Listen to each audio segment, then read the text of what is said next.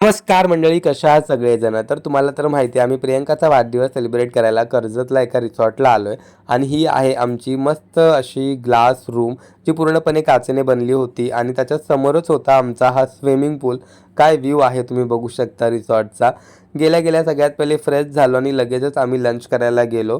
लंचमध्ये ना त्यांनी आम्हाला लिटरली 5 कोर्स मील दिला होता आणि ते बघूनच आमचं पोट भरलं, कारण एवढं जेवण तर आम्ही दोघं कधीच जेवत नाही.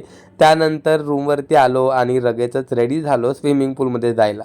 आणि इकडे बघा चार्वी बेडवरतीच पोहून दाखवत होती की ती आता स्विमिंग पूलमध्ये गेल्यानंतर कशी पोहणार आहे ती. आम्ही कुठेही बाहेर गेलो ना किंवा कुठेही बाहेर गेल्यानंतर जर रिसॉर्ट किंवा रूम बुक करायची असेल, तर मी एक गोष्ट मॅन्डेटरी बघतो की तिकडे स्विमिंग पूल आहे का. कारण चार्वीला स्विमिंग पूलमध्ये पोहायला प्रचंड आवडतं. तशी तिला पाण्याची भीती पण वाटते, पण माझ्या किंवा प्रियंकाच्या सोबतीने ती प्रचंड एन्जॉय करते. त्यामुळे कुठेही बाहेर गेलं तरी स्विमिंग पूल हा मॅन्डेटरी असतो. बाहेरचं वातावरण प्रचंड थंड होतं, कारण थोडा थोडा पाऊसही होता तिकडे. पण त्यामुळे प्रियंकानं आधी स्विमिंग पूलमध्ये उतरायला घाबरत होती, कारण पाणी थोडंसं थंड होतं.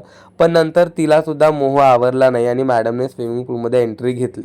इकडे सगळ्यात जास्त जर कोणी मजा केली असेल ना, तर ती चार्वीनेच केली आहे. तुम्ही बघू शकता व्हिडिओमध्ये. तिला प्रचंड मजा येत होती इकडे. स्विमिंग पूलमध्ये एन्जॉय केल्यानंतर गरज होती एका गरमागरम चहाची. तो आम्हाला त्यांनी आणून दिला वेळेवर. त्यानंतर मग एक झोप काढली आणि आम्ही रेडी झालो संध्याकाळच्या सेलिब्रेशनसाठी. आता इथून पुढे काय होणार आहे हे प्रियंकाला अजिबातच माहीत नव्हतं. तिला मी जस्ट सांगितलं होतं की आपण चेंज करून छान रेडी होऊया आणि मस्त मस्त फोटोज काढूया आणि डिनर करूया. पण तिच्यासाठी मी एक छान असं सरप्राईज प्लॅन केलं होतं, जे तिला माहीतच नव्हतं.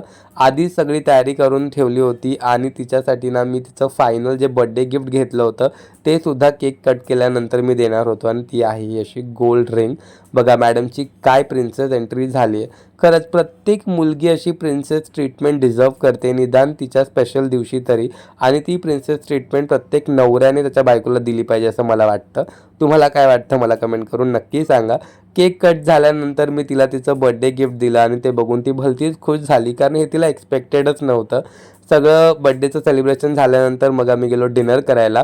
सकाळी भरपूर काय काय खाल्लं होतं, त्याच्यामुळे संध्याकाळचा डिनर आम्ही त्यांना साधाच ठेवायला सांगितला होता. व्हेज फ्राईड राईस, सूप आणि चार्वीसाठी चपाती आणि ऑमलेट. तर अशा रीतीने छान बड्डे सेलिब्रेशन झालं. बऱ्याच लोकांना प्रियंकाच्या बड्डेच्या ड्रेसची लिंक हवी होती. ती हवी असेल तर कमेंट करा. चल बाय बाय.